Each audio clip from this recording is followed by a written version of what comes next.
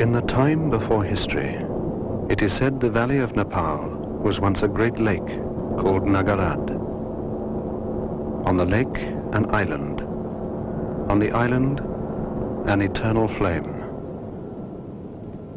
To the lake came Manjushri, a Buddhist prophet and forerunner of the Lord Gautama Buddha. With his sword, he cut the mountains. The lake drained, and Manjushri crossed over to the Lotus Island, where he knelt and prayed. Perhaps legend is only the dream of memory. Geology indicates the valley was once a lake.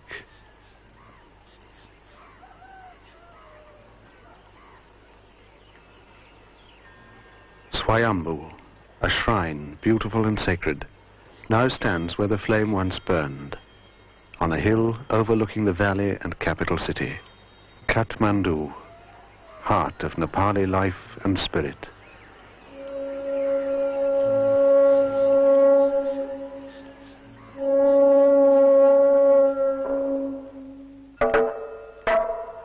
Of the first people in the age of stone and copper, almost nothing is known.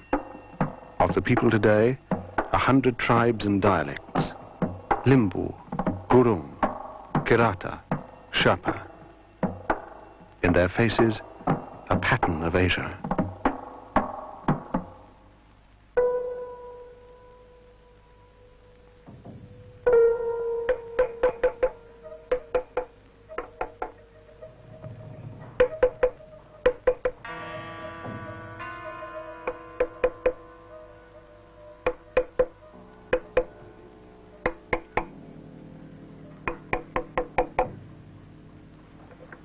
Tulsi Kumar is of the Newar, the people of the valley, the artisans of Nepal.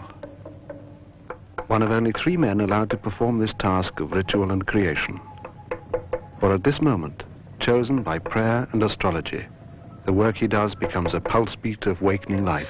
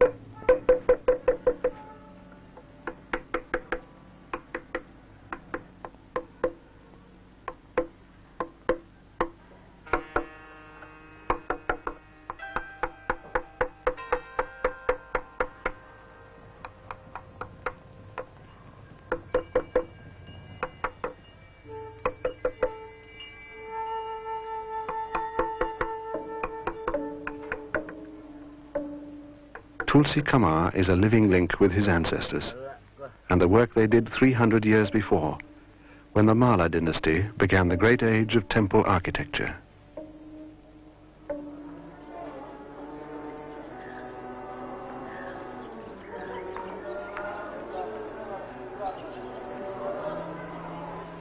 In the 16th century, the Mala kings made the Kathmandu Valley the focal point of their culture.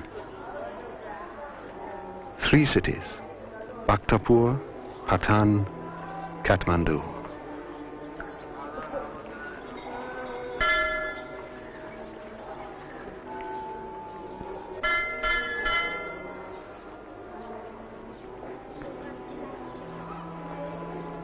Nayatapola, a 5-story pagoda, the tallest in the valley. The Golden Gate of Bhaktapur, one of the most intricate and lovely shrines in all Asia. But palaces of clay and wood cannot stand forever.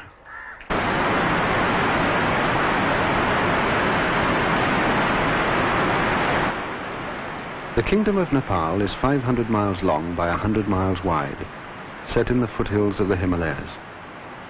Its hills and valleys are like corrugated iron. Travel is from north to south, not across, but through, up the mountains till the roads become tracks and the bridges rope walks. A country of geographical extremes where the climate and monsoon erode even the face of the mountains. So, in the 20th century, survival and restoration for a commercial and completely modern contrast, tourism. The first temples to be restored were in Bhaktapur, the most medieval of the three valley cities. In 1968, the Federal Republic of Germany offered an external aid project to Bhaktapur, initially to supply the city's first sanitary and sewage systems. But temple restoration became part of this, and the birth of something far greater. Another temple in drastic need of attention on the northern edge of the valley, Changunarayan. The temple of Changunarayan is one of the most important temples in the valley. It's a complete unit in itself, sitting on top of this hill. The whole area is surrounded by a marvelous collection of very old and very important stone sculptures. John Sanday, head of the UNESCO mission working in Nepal. These statues are some of Nepal's earliest stonework. They date from the first kings, and although they have endured since 200 AD, John Sanday has found problems that are 20th century and typically Western. One of our major problems here is the question of theft. Because the statues are just lying around in the open, we feel that they are so important that they should be given proper protection. Under our latest program, we're hoping to try and organize Changunarayan into one of our special conservation areas and carry out fairly detailed repairs to not only the buildings, but also establish a good and secure museum for some of the more important statues. The temple itself is in reasonable condition. The main problems have always been the protection of the roofs against vast outbreaks of grass, and these tend to attract moisture, and this moisture then rots the timber, and eventually the structure is damaged and the roof collapses. However, because this is such an important shrine, it's been possible for the local people to maintain the temple in fairly good condition.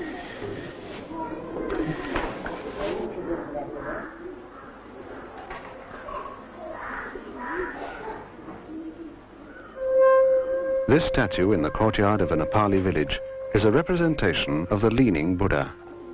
His neck is a tethering stake for cows. The dogs urinate at his feet. But the dignity and placid grace are still there, here in this place, when he was fashioned in the 5th century. The standing Buddha, garishly painted to try and restore the former beauty, 1400 years ago.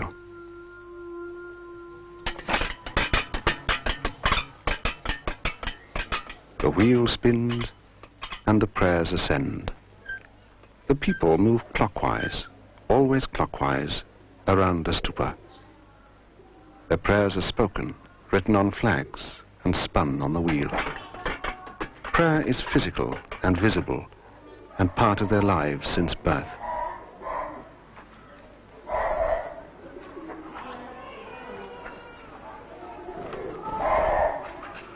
Buddhism itself began almost as a protest to Hinduism and rejects the class system of the latter. But here in Nepal, the two come together in harmony. Every Buddhist stupa has at least one Hindu shrine. The temple is built to a sacred pattern. The teachings of Buddha are interpreted in the structure. 13 tiers, topped by an umbrella of polished metal. Each golden ring symbolizes a different heaven and the long path to enlightenment. On all 4 sides, the eyes of Buddha, a temple feature unique to Nepal. Bodhanath is only a mile away from its great Hindu counterpart, Pashupatinath. But the casual blend of religion goes on today as it has always done. On the dome of the Buddhist temple, the monkey is a tolerated intruder, A mile away, he becomes the sacred, inviolate child of Hindu religion. Pashupatinath is the Hindu guardian spirit of Nepal, Lord Protector of all creatures. And this shrine, named after him, is the holiest in the country.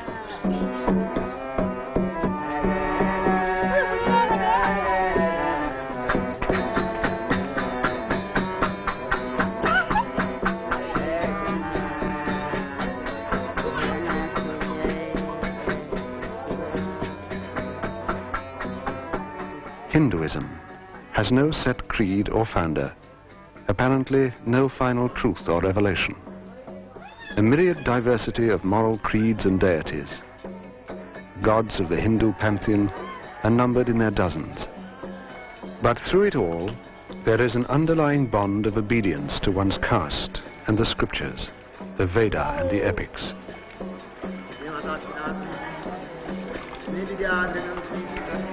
The Bagmati River, created by Manjushri when he cut the mountains, is now a sacred Hindu river.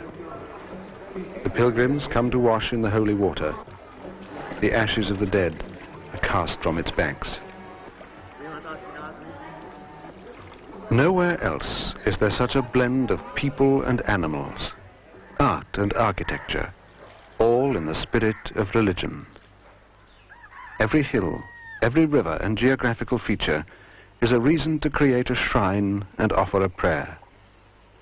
The objects of religion seem to outnumber the people who pray before them.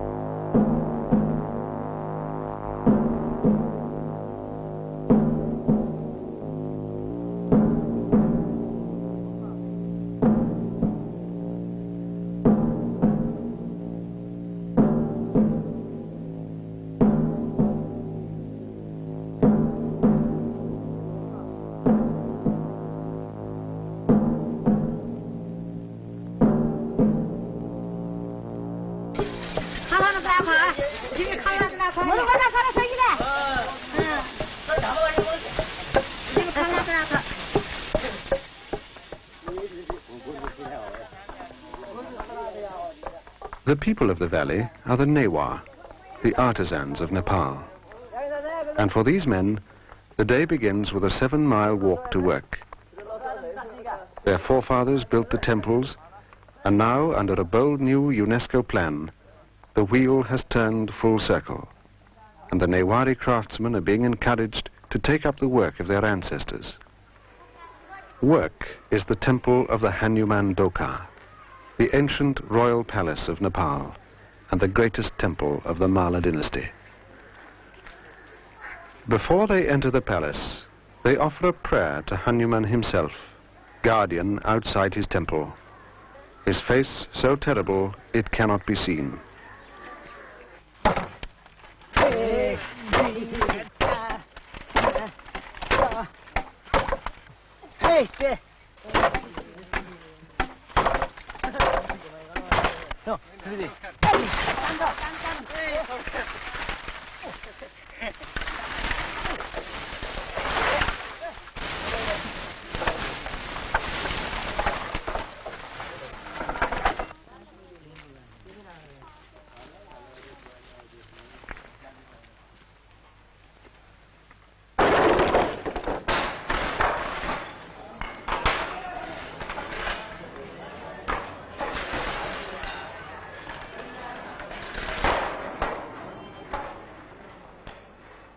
A network of bamboo poles girdles the restoration site, lashed together with hand-twisted rope.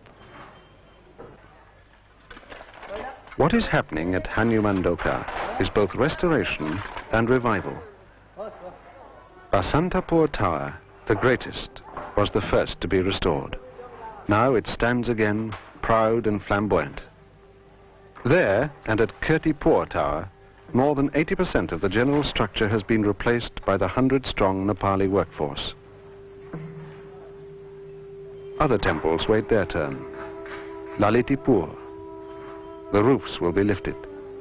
Doors and windows removed in whole sections. The walls reduced to their component bricks so the rotten fabric can be cleared away and the restoration proper begun. Hanumandoka will not just have a facelift, it will be reassembled, literally piece by piece.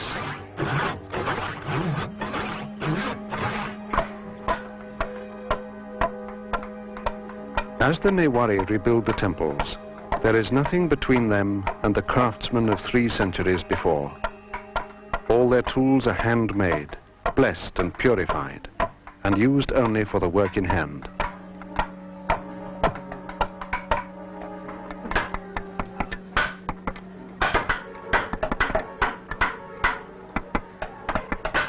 Restoration is foremost, but some of the statues and struts are too far gone to be saved. So replicas are made, cut, chiseled and fitted into place. There are no nails or iron joints. The new becomes part of the old, and when the wood weathers, the face of centuries will be on the temple again.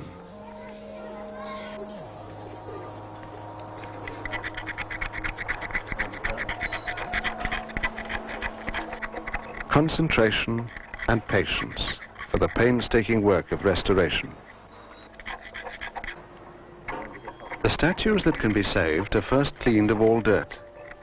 Sometimes more than 8 layers of paint have to be removed.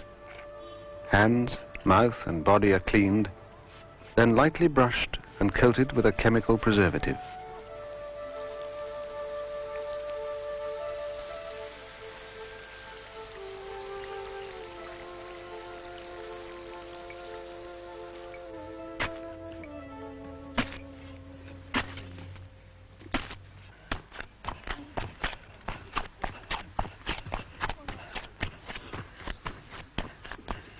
The temple bricks are of a special type called talaya.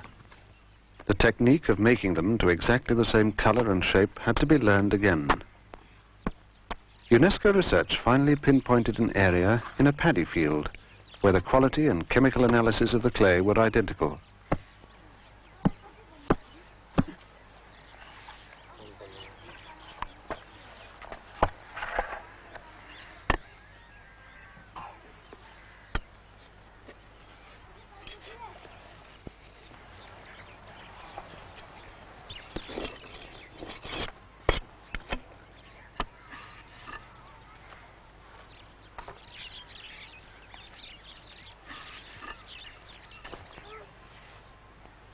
The completed brick is trimmed at an angle, wetted and glazed.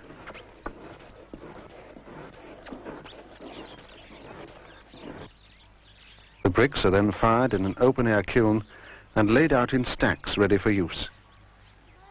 This is how every temple in the valley must have begun, born of clay and the heat of the sun.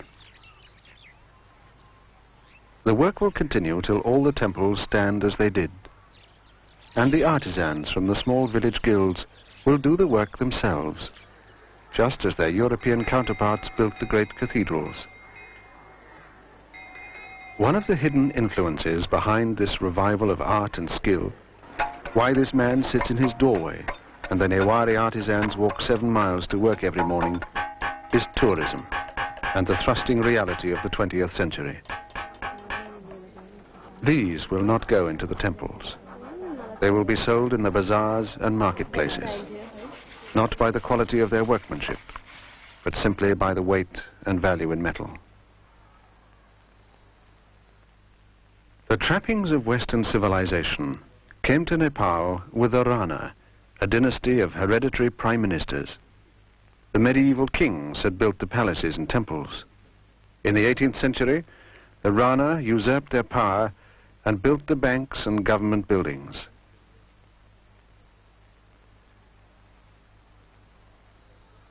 Their 200 years of dominance ended in 1950, and Nepal was opened to the outside world.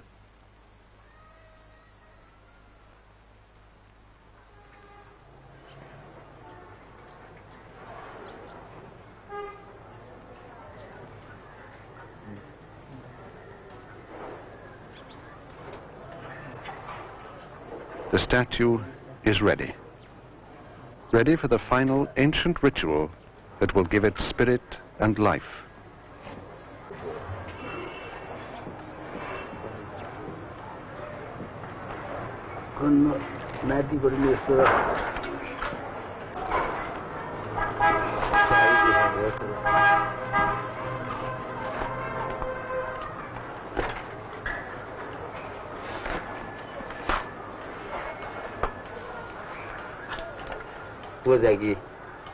Tulsi Kumar must bless his carving. The eyes are open, but they must have vision. Tika, fire, rice and prayer, the ceremony of puja.